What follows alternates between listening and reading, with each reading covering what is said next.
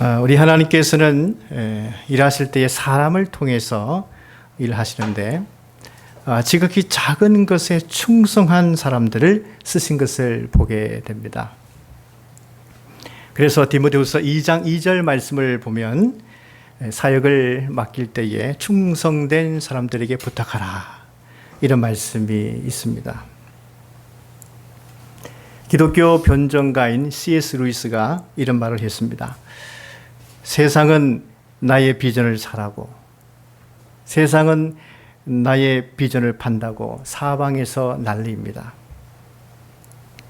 하지만 저는 하루하루 정당한 소득을 위해 일할 사람, 자기 일에 숙달한 사람이 아쉽습니다, 이런 말을 했습니다. 그의 글 중에서 제가 참 마음에 와닿았던 내용은 자기 일에 숙달한 사람이었습니다. 여기 숙달하다는 것은 익숙하게 통달하다, 그리고 친숙하다, 그런 뜻입니다. 작은 일에 충성하는 사람들이 통달할 수 있습니다. 그리고 숙달할 수 있고 친숙할 수 있습니다. 하나님의 말씀을 받은 이스라엘은 어떻게 살아야 했습니까? 그 말씀이 내 마음에 새겨지도록 살아야 했습니다. 그 하나님의 말씀이 내 마음에 새겨지려면 먼저 그 말씀을 부지런히 나 자신에게 가르쳐야 합니다. 그리고 받은 은혜의 말씀을 다른 사람에게 나눠줄 수 있어야 합니다.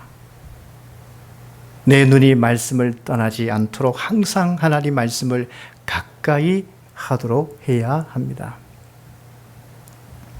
우리 예수님께서도 말씀을 받아서 제자가 된 사람들에게 대위명령을 말씀하셨습니다. 너희는 가서 모든 민족을 제자로 삼아 아버지와 아들과 성령의 이름으로 세례를 베풀고 내가 너희에게 분부한 모든 것을 가르쳐 지키게 하라, 이렇게 말씀하셨습니다. 하나님의 구원을 받은 백성들, 그리고 예수님의 제자가 된 사람들은 모두 다 말씀에 숙달한 사람, 말씀에 통달하고 친숙한 사람이 되어야 한다는 뜻이죠. 우리 예수님을 보십시오. 우리 예수님께서는 말씀에 숙달된 분이셨습니다. 그래서 시험하는 자가 하는 시험마다 그 말씀의 검으로 물리치셨습니다. 그러므로 우리는 반드시 하나님 말씀에 숙달되어야 한다는 뜻이죠. 우리가 하나님의 말씀에 친숙해야 하는 또 하나의 이유는 우리가 말씀을 가까이 하게 되면 우리 영혼이 공의롭게 되기 때문입니다. 여러분, 세상은 어떻습니까? 세상은 우리로 하여금 공의에서 떠나도록 유혹합니다. 삭개오를 보십시오. 예수님을 만나기 이전에 그는 공의에서 떠난 삶을 살아왔었습니다. 이 말씀은 그는 말씀을 떠나 살았다는 뜻이죠. 그래서 말씀을 떠나면 우선 마음을 지킬 수가 없습니다. 그리고 그 다음엔 입술도 굽은 입술이 되고 맙니다. 그리고 바른 관점의 눈을 가질 수가 없습니다. 행동에 있어서도 좌우로 치우치게 됩니다. 그러면 평탄한 길을 걸어갈 수 없게 됩니다. 그래서 잠언 4장에 모든 지킬 만한 것 중에 더욱 내 마음을 지키라, 생명의 근원이 이에서 남이니라. 하나님의 말씀을 떠나지 않아야 우리가 마음을 지킬 수 있다는 뜻이죠. 결국 이 말씀은 우리가 매일매일 날마다 숨쉬는 순간마다 하나님을 생각해야 되듯이 우리는 우리 마음에 하나님의 말씀을 두고 살아라고 하나님이 말씀하고 있는 겁니다. 삭개오가 예수님을 영접했다라고 하는 것은 그가 이제 하나님의 말씀 안으로 들어왔다는 뜻이죠. 이제 내가 말씀을 듣고 말씀을 지키고 말씀에 충성스러운 삶을 살겠다. 그런 뜻입니다. 예수님께서 말씀하셨죠. 인자가 온 것은 잃어버린 자를 찾아 구원하려 함이니라. 지금 이 삭개오의 집에는 예수님께서 하시는 말씀을 듣고 있는 사람들이 있습니다. 11절 말씀 보시면 그들이 이 말씀을 듣고 있을 때에 비유를 더하여 말씀하시니, 오늘 말씀은 지난주에 보았던 삭개오 집에서의 구원 사건을 연이어서 우리가 보게 되는 말씀인데, 지금 이 삭개오 집에 과연 들어와 있는 사람들은 누구일까요? 삭개오를 죄인 취급했던 사람들은 그곳에 없었을 것입니다. 그러면 이곳에 누가 있다는 뜻이죠? 예수님의 제자들과 갈릴리에부터 따라온 바로 그 사람들이 바로 그 삭개오 집에 같이 있었던 것입니다. 근데 이들은 이제 예수님께서 이제 예루살렘에 가까이 오셨고, 그래서 하신 말씀에 인자가 온 것은 잃어버린 자를 찾아 구원하려 함이니라. 이 말씀을 하셨기 때문에 이제 예루살렘에서 정말의 큰 사건이 일어나겠구나. 큰 역사가 일어나겠구나. 이렇게 사람들은 생각했습니다. 이 말은 아직까지도 예수님을 따르는 사람들이 생각하는 그 구원이라고 하는 것은 이스라엘이 로마 제국으로부터 해방되는 것으로 여겼다는 뜻이죠. 말하자면 예수님께서 예루살렘에 올라가서 로마 정부를 물리치고 다시 이 예루살렘을 다윗 시대의 통일 왕국으로 회복되게 하실 것을 기대했던 것입니다. 그런데 사람들의 이러한 생각은 예수님의 생각과 달랐던 생각이죠. 예수님께서는 그런 계획을 세우지 않으셨습니다. 예수님의 계획은 도리어 예루살렘에서 십자가의 고난을 당하시고 죽으시고 부활하시고 승천하신 다음에 이 땅에 성령을 보내셔서 교회를 세우고 그 교회를 통해서 세상을 그리스도께 돌아오게 하는 구원의 역사를, 그 이후에 완전한 구원과 심판을 위해서 역사적인 종말의 때에 예수님께서 이 땅에 다시 오시는 것이 예수님의 계획이었습니다. 그러므로 지금 당장 이 역사적인 종말이 이루어지는 것은 아니죠. 그런데 제자들과 여기에 모여있는 사람들은 그와 같은 기대를 하고 있는 것입니다. 왜 그랬을까요? 너무 시대가 힘들었기 때문이죠. 고통스러운 시대를 지금 그들이 살고 있기 때문이었습니다. 여러분, 항상 시대가 고통스러우면 나타나게 되는 사람들의 기대감은 무엇입니까? 종말 사상이죠. 그래서 빨리 대변혁이 일어나서 이 세상이 완전히 뒤집어졌으면 좋겠다. 그렇게 기대하고 바람들이 사람들에게 생깁니다. 오늘날 사람들도 이와 같은 생각들을 하고 있을 것입니다. 어서 종말이 왔으면 좋겠다. 사는 것이 너무 힘들다. 고통스럽다. 이렇게 생각들을 합니다. 우리는 과연 이러한 시대에 어떻게 살아야 합니까? 어떻게 살아야 바르게 살 수 있습니까? 이런 질문을 하게 됩니다.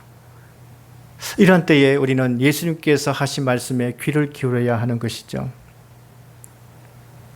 왜 우리가 예수님의 말씀에 귀를 기울여야 하냐면은 우리의 마음의 바람은 우리의 욕망에서부터 비롯되는 것입니다. 그러나 예수님의 말씀은 하나님의 거룩한 계획과 뜻에 의해서 하시는 말씀이기 때문에 우리는 예수님의 말씀에 귀를 기울여야 하는 것입니다. 시대가 아무리 힘들어도 사람들은 예수님께서 다시 오시기까지 이 땅에서 살아내야 됩니다. 어떻게 살아야 하는지 오늘 이 비유의 말씀을 통해서 우리는 그 예수님 말씀에 귀를 기울여 보아야 합니다. 어떤 한 귀인이 왕위를 받기 위해서 먼 나라로 갑니다. 보통 이런 경우는요, 내 나라가 큰 나라의 속국이 되었을 때 그렇게 하죠. 유대는 로마의 속국이었습니다. 그래서 유대 왕이 되려면 로마 황제에게 가서 제가를 받아야 되죠. 왕위를 받아와야지 내 나라에서 왕으로서 일할 수 있습니다. 예수님께서는 실제 있었던 역사적 배경을 비유로서 지금 말씀하고 있는데 헤롯 대왕이 죽었습니다. 그러자 그의 아들 아켈라오가 왕의 계승자가 되고자 로마로 갔습니다. 백성들 중에는 아켈라오가 유대 왕이 되기를 원치 않았습니다. 그래서 유대 지도자들이 50명의 사절단을 보내서 그 왕위를 받지 못하도록 했습니다. 그러나 로마 황제는 아켈라오의 통치를 인정해 주었죠. 그리고 그 능력이 인정된다면 왕의 칭호도 주겠다고 약속했습니다. 오늘 이 비유에 나오는 이 귀인은 바로 그 왕위를 받아오려고 먼 나라 갈 때였습니다. 종 10명을 불렀죠. 그러면서 한 종마다 은과 한 문화씩 주었습니다. 귀인은 이렇게 종들에게 말했습니다. 내가 돌아올 때까지 장사하라. 여기 이 귀인이 준 문화는요, 달란트의 60분의 1 정도입니다. 지극히 작은 단위의 액수죠. 근데 우리가 달란트 비유를 보게 되면은 그 주인이 이제 타국으로 갈 때에 그 종들에게 달란트를 주고는 아무 말 없이 그냥 갔습니다. 그런데 오늘 귀인은 지극히 작은 한 문화를 주면서 내가 돌아올 때까지 장사하라고 했습니다. 여러분, 장사하라는 말이 무슨 말입니까? 일을 해서 지금보다 더 많은 순수 이윤을 남기라, 그런 뜻이죠. 그런데 사실 이 귀인이 이렇게 말을 남긴 것은 종들이 내 말에 충성을 하는지를 보고자 했기 때문이죠. 여기서 우리는 이제 이 종들이 각각 어떠한 행동을 할 것인가에 주목할 필요성이 있습니다. 그런데 오늘 이 말씀 보면 귀인이 왕위를 받아 돌아올 때까지 그 중간에 첨가된 내용이 있죠. 14절 말씀 보시면 그런데 그 백성이 그를 미워하여, 이렇게 되어 있습니다. 여기 나오는 백성들, 이들은 이 귀인을 미워했습니다. 말하자면 이 백성들은 그가 왕위를 받아오는 것을 원치 않았습니다. 그래서 무엇을 했습니까? 사절단을 보내었죠. 그 뒤로 보내었다라고 기록되어 있는데 이 말은 뒤따라 보내었다, 그런 뜻입니다. 그런데 여러분, 이 귀인은 누구를 말할까요? 바로 예수님을 말합니다. 유대 백성들은요, 처음에 그 예수님의 권세와 능력을 확인하고 임금으로 삼으려고 했습니다.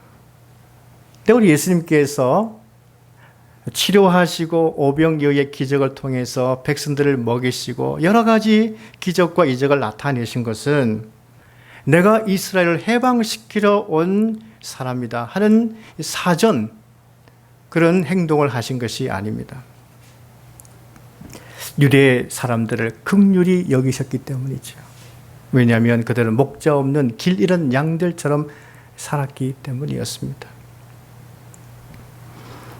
당시 유대는 로마의 통치를 받아서 고통을 당하고 있었습니다. 여러분, 이러한 때라면 종교 지도자들은 어떻게 행동해야 되었겠습니까? 고통당하고 있는 백성들에게 또 말씀을 주면서 말씀의 위로와 말씀의 소망을 가지도록 해주고 영적인 돌봄을 아낌없이 해주어야 했습니다. 그러나 종교 지도자들은 반대의 삶을 살았죠. 유대 사람들에게 더 엄격한 율법을 지키도록 통제했습니다. 그래서 유대 백성들은 이중고를 겪었습니다. 로마로부터 통치를 받았죠. 종교 지도자로부터 엄격한 율법의 통제를 받았죠. 얼마나 힘들었겠습니까? 이러한 모습을 예수님께서 보신 것입니다. 그래서 예수님께서는 두 가지 방법을 취했죠. 고통받는 사람들에게는 하나님의 다스림을 선포하고 그들에게 소망의 말씀을 주었습니다. 치료도 해주시고 구원의 사건도 주시고 죄사함의 은혜도 베풀어 주시고 인격을 회복시켜 주시고 새로운 공동체 안에 들어올 수 있도록 해주시고 그렇게 회복시켜 주셨습니다. 반면에 고통을 가하는 자들에게는 그들의 윗선에 대해서 예수님께서 책망하셨죠. 말씀대로 살지도 못하면서 그렇게 율법적인 통제를 하느냐. 그들의 윗선에 대해서 예수님께서는 지적하셨습니다. 그러니까 예수님께서는 종교 지도자들에게는 미움을 받았습니다.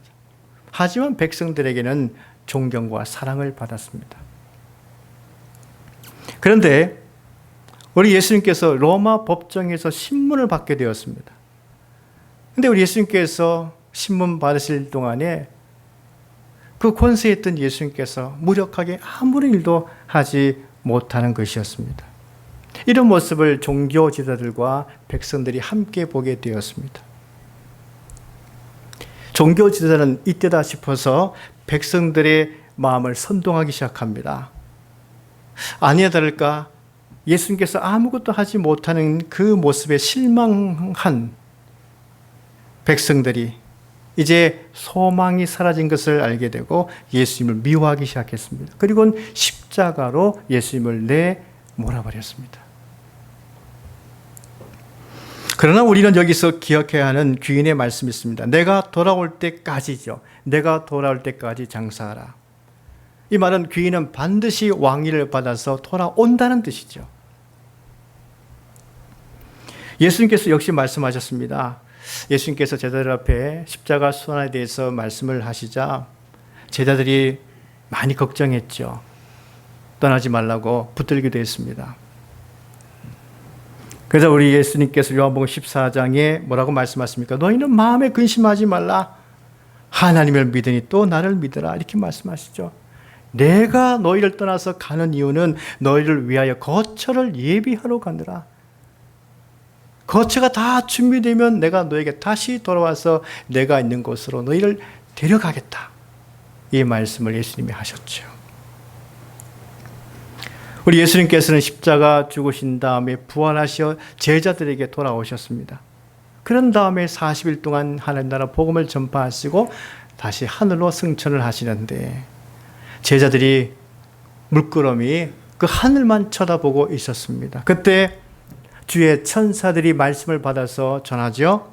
이 예수는 하늘로 가심을 본 그대로 오시리라. 이렇게 했습니다. 15절 말씀 보십시오. 귀인이 왕위를 받아가지고 돌아와서 라고 되어 있습니다. 여러분 예수님께서는 반드시 이 땅에 다시 오시는데 만왕의 왕으로 다시 오신다는 거예요. 만왕의 왕으로 우리 예수님께서 다시 오신다면 예수님께서 무엇을 하실까요? 그동안 각 사람들이 예수님께서 하신 말씀대로 충성을 다했는지 알아보신다는 거예요. 귀인은 종들에게 한 문화라고 하는 지극히 작은 액수를 주면서 무엇을 원했습니까? 종들이 과연 내 말을 듣고 충성을 다하는지 알아보겠다. 그런 마음으로 그들에게 사명을 주고 떠나지 않았습니까? 예수님은 우리에게 은사와 능력과 자원을 주실 때에 우리가 원하는 만큼 다 주시면서 충성을 요구하지 않으십니다. 누구에게든지 다 부족하게끔 주십니다. 근데 우리는 내가 원하는 만큼 다 주시면 내가 더욱 충성할 수 있을 텐데 이렇게 생각합니다. 누가복음 15장 말씀 보면 아버지는 둘째 아들에게 상속을 미리 주었습니다. 한 문화에 비하면 엄청난 액수입니다. 이 둘째 아들은 분명히 아버지께서 상속을 주시면 제가 타국에 가서 열심히 일해서 몇 배로 남기겠습니다 했을 것입니다. 근데 그 아버지는 아무 말 없이 그냥 주셨습니다. 그러나 그 아들은 일하지 않았습니다. 쓰기만 했습니다. 방탕했습니다. 다 탕진하고 말았습니다. 거지가 되었습니다. 그런데 오늘 지극히 작은 것 한 문화를 받은 종들의 특징을 보십시오. 첫째가 주인님, 당신의 한 문화로 10문화를 남겼습니다. 주인은 잘했다. 착한 종아, 내가 지극히 작은 것에 충성하였으니 10고을의 권세를 차지하라고 말했습니다. 그런데 셋째 종이 왔습니다. 그는 한 문화를 수건에 싸두었다가 가지고 왔습니다. 여기에 당신의 한 문화가 있습니다 하고 내밀었습니다. 여러분, 첫째 종과 이 셋째 종의 그 차이점은 무엇입니까? 왜 이런 차이가 나는 것입니까? 똑같이 한 문화를 받았는데 왜 이런 차이가 나는 것이죠? 주인과의 관계의 차이 때문입니다. 주인과의 관계성의 차이 때문이죠. 첫째 종은 주인을 믿었습니다. 그는 주인과의 관계가 좋았습니다. 그래서 그 말씀에 충성을 다했고 장사하여서 10문화를 남겼습니다. 셋째 종은 주인을 믿지 않았습니다. 그러므로 그는 주인과의 관계가 좋지 않았습니다. 그런 주인에게 당신은 엄한 사람이어서 내가 무서워할 뿐더러 당신은 심지도 않고 거두는 분입니다. 이렇게 말합니다. 그러면서 주인의 말씀에 충성하지도 않았습니다. 이 셋째 종의 말을 보십시오. 주인의 본래의 선분과는 전혀 다른 말을 하고 있습니다. 주인은 뭐라고 했습니까? 그를 향해서 악한 종이라 말씀했죠. 그래서 그 한 문화를 빼앗아 10문화를 남긴 자에게 주었습니다. 여러분, 이 셋째 종이 그 주인의 말씀에 충성하지 않았던 그 이유가 무엇입니까? 다른 백성들처럼 그 귀인이 왕이 되는 것을 미워했기 때문이라고 기록되어 있습니다. 주인과의 관계가 좋지 않다 보니까 주인의 말씀에 순종하지도 않았고 아무것도 남기지 않았던 것입니다. 왕이 된 귀인의 맞은 말씀 무엇입니까? 너는 내가 왕됨을 원치 않았으니 너도 저 원수들과 함께 멸망되리라. 이렇게 주인이 말씀했습니다. 우리는 지금 만왕의 왕으로 다시 오실 예수님을 기다리면서 살아가는 시점에 있습니다. 언제 다시 오실지 우리는 아무도 모릅니다. 우리는 어떻게 살아야 됩니까? 분명히 예수님께서는 다시 돌아온다고 말씀하셨는데 우리는 어떻게 살아야 합니까? 먼저 예수님과 좋은 관계를 맺어야 됩니다. 예수님과 좋은 관계를 맺어야 됩니다. 예수님과 좋은 관계를 맺고 있으면 예수님께서 나에게 주신 은사가 있습니다. 재능이 있습니다. 기술이 있습니다. 그러나 그것이 지극히 작은 것이라 해도 열매 맺기 위해서 충성을 다해서 열심히 일하게 될 것입니다. 그러면 우리는 일하기 전에 먼저 내가 주님과 좋은 관계를 맺고 있느냐 이거부터 살펴야 되는 것입니다. 여기 이 종이 귀인과 좋은 관계를 맺은 그 이유가 무엇입니까? 이 귀인은 내 인생을 책임져 주신다는 것을 믿었기 때문입니다. 우리가 주님과 좋은 관계를 맺어야 하는 그 이유가 어디에 있습니까? 우리 예수님께서는 나의 인생에 대해서 책임을 져주시는 하나님이시기 때문에 그렇습니다. 그래서 예수님께서 주시는 것이 지극히 작은 것이라 할지라도 나에게 주어진 은사, 기술, 능력, 재능이 지극히 작은 것이라 할지라도 거기에 힘과 열정을 쏟아 부을 수 있는 것입니다. 그러면 반드시 10배의 열매를 맺을 수 있는 것입니다. 우리 모두 예수님과 좋은 관계를 맺으시기 바랍니다. 예수님이야말로 내 인생을 책임져 주신다는 사실을 믿으시기 바랍니다. 우리에게 주신 것 작은 것일지라도 거기에 열정과 온 힘을 쏟으십시오. 그러면 반드시 엄청난 열매를 맺게 될 것입니다. 우리 모두 이러한 순수 열매를 잘 맺는 우리 모두가 될 수 있기를 간절히 바랍니다. 기도하겠습니다.